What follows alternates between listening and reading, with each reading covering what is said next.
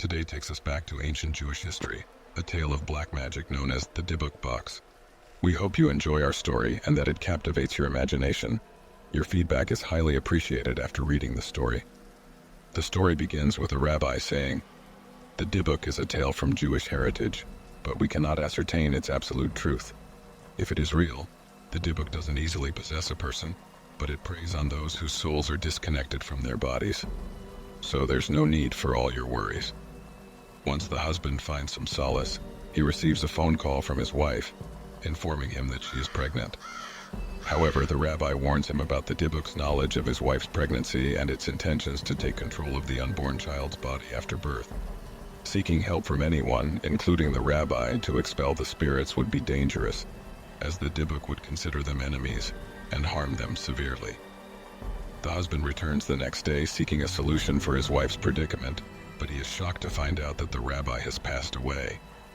He then meets the rabbi's son, who explains that the Dybbuk will only leave after causing havoc and destruction. Despite the husband's suggestion of aborting the baby, the son refuses, as it would endanger his wife's life.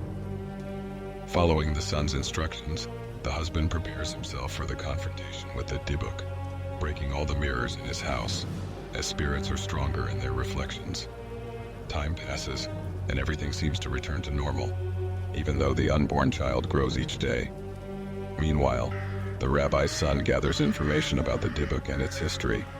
One day, the husband and wife encounter their neighbor with her dog, and the dog barks aggressively at the wife until she stares at it terrifyingly, making it cower. Later, the husband hears strange voices, and when he looks for his wife, she is walking on the wall, holding the head of their neighbor's dog.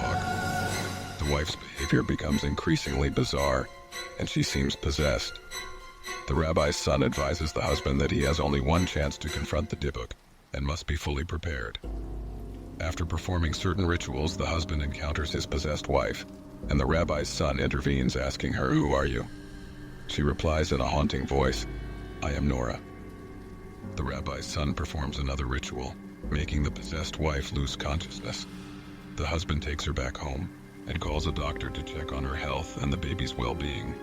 Meanwhile, the rabbi explains to the husband that he will visit an antique shop to find the Dybbuk Box's original location for more clues.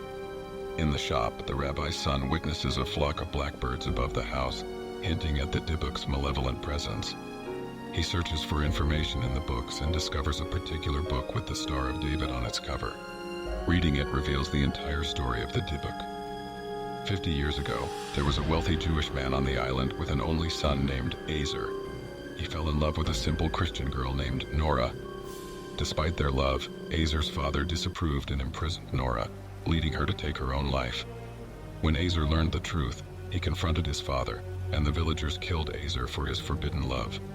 In his grief and fueled by his obsession with black magic, Azer's father created the Dybbuk, cursed his son's body, and planned to destroy everyone on the island.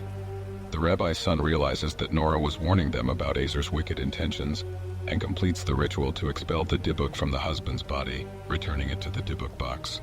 The family finally enjoys peace once again and decides to dispose of the box, just as the Jewish father had discarded Azer's body in the ocean all those years ago.